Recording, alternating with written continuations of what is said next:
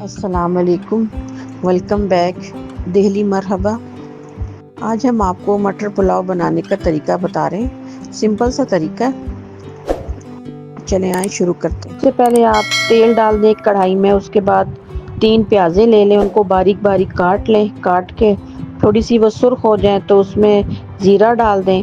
زیرہ ڈالنے کے بعد اس میں لہسن ادرک ڈالیں، لہسن ادرک ڈال لیں، تھوڑا سا اس کو چلائیں، تھوڑا سا لہسن ادرک پک جائے، بھن جائے تو پھر اس کے بعد مٹر ڈال دیں۔ مٹر ڈال کے تھوڑا سا پکائیں ان کو، اور پھر اس کے بعد ٹماٹر اور ہری مرچیں ڈال دیں۔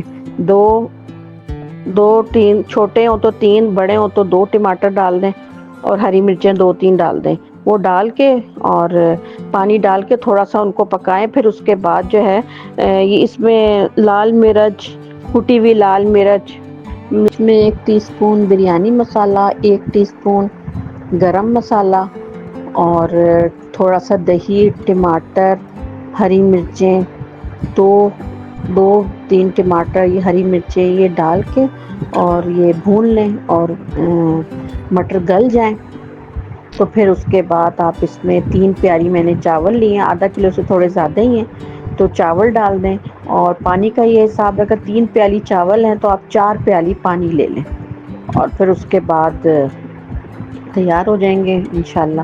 تو پھر دم پہ رکھ دیں اور پھر سرو کریں۔ تو انشاءاللہ آپ میرے طریقے سے بنائیں گے تو آپ کو بہت اچھا لگے گا، پسند آئے گا، کھائیں گے مزہ آئے گا انشاءاللہ تعالی۔